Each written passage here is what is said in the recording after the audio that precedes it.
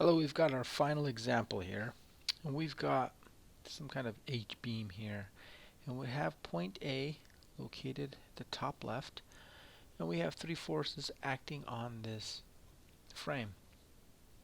I'm giving you that force 1 is 300 or 30 newtons, F2 is 80 newtons, and F3 is 40 newtons.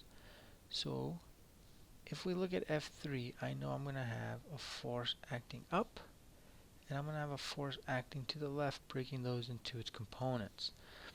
Over here, I'm going to have a force acting to the right. We'll call that F2x. We'll come back and write this as F3x. And we'll come back and write this as F3y. And we're going to have one coming down at this point as well. We'll call it F2y. So let's take a look at this. Let's assume, because we don't need, that this isn't a straight line. If this isn't a straight line, then F3x, its line of action is going straight into point A, so there is no perpendicular distance, meaning we don't need to worry about F3x. I'm just going to kind of cross that out.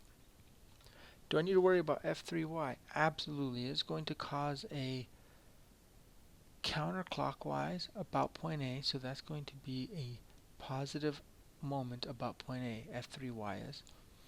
Let's look at F2y. F2y's line of action goes straight through point A, so we don't need to worry about F2y. But we do need to worry about F2x, and it is also going to be carrying a positive moment about point A. So let's calculate those out real quick. So F2x, what is that? So F2x is going to be 80 newtons times the cosine of 45 degrees, which comes out to be 56.5 newtons. And then F3y comes out to be 40 newtons times the cosine of 30 degrees, which also comes out to be, oh, I'm sorry, that comes out to be 20 newtons.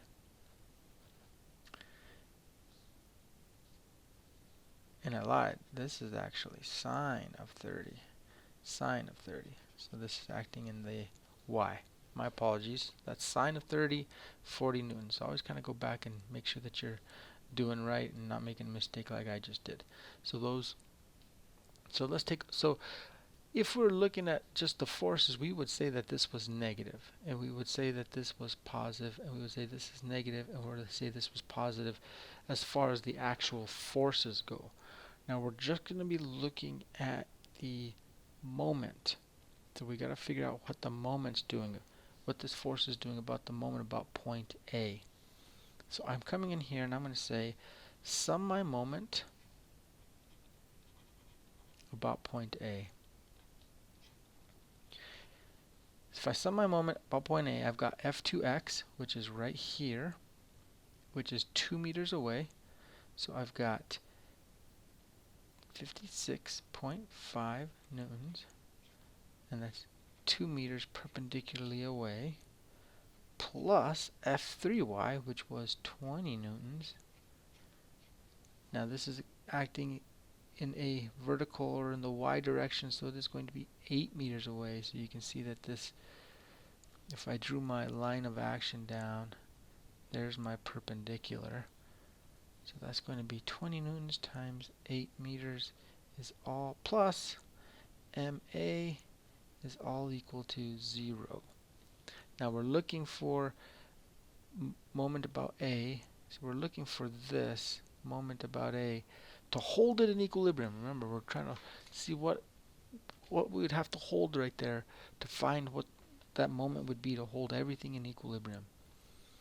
So if I add all these up, I get 273 Newton meters plus MA is equal to 0. So my moment about A is equal to 273 Newton meters acting in a clockwise position. So real simple. Again, we didn't have to do a lot of work because F3x, its line of action goes through point A. And F2y, its line of action also goes through point A. So remember, if it goes through that point, directly goes through that point, it has no perpendicular distance. All right, thanks.